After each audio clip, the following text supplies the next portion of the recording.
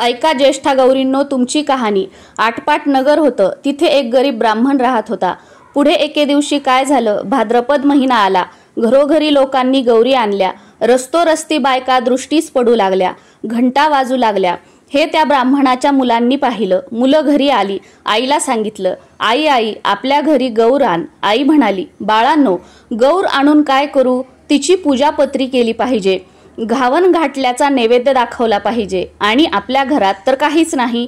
तुम्ही बापाजवळ जा, बाजारातलं सामान आणायला सांगा, सामान आणलं म्हणजे गौर आणील। मुलं तिथून उठली, बापाकडे गेली, बाबा बाबा बाजारात जा, घावन घाटल्याचं सामान आणा म्हणजे आई गौर आणील। बापानं घरात चौकशी केली, मुलांचा नाद ऐकला, मनात फार दुःख झालं। सोन्यासारखी मुलं आहेत पण त्यांचा हट्ट पुरवता येत नाही।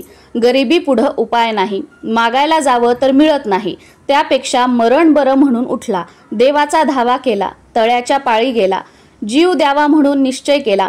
अर्ध्या वाटेवर गेला, इतक्यात संध्याकाळ झाली। जवळच एक म्हातारी सवाशीण भेटली, तिनं त्याची चाहूल ऐकली।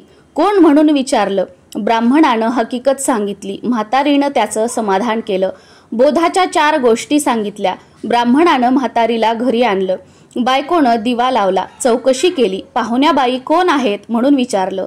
नवऱ्यानं आजी म्हणून सांगितलं।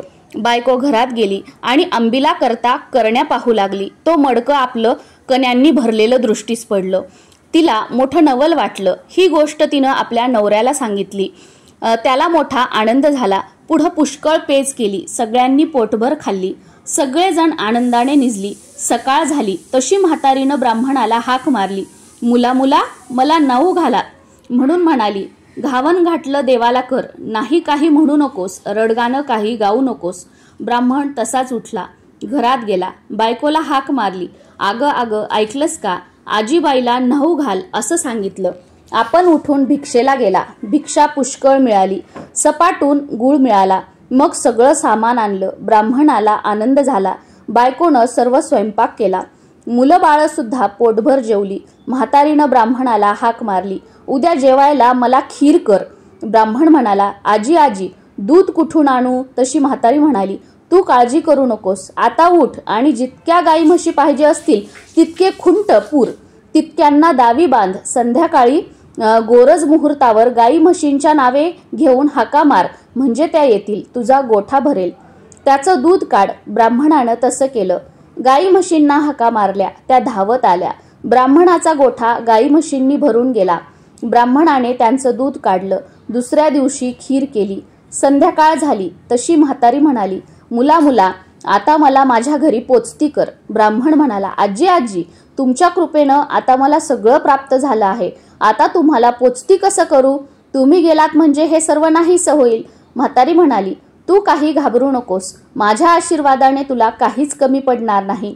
ज्येष्ठा गौर म्हणतात ती मीच आहे, मला आज पोचती कर। ब्राह्मण म्हणाला, हे दिलेलं असंच वाढावं असा काहीतरी उपाय सांगा।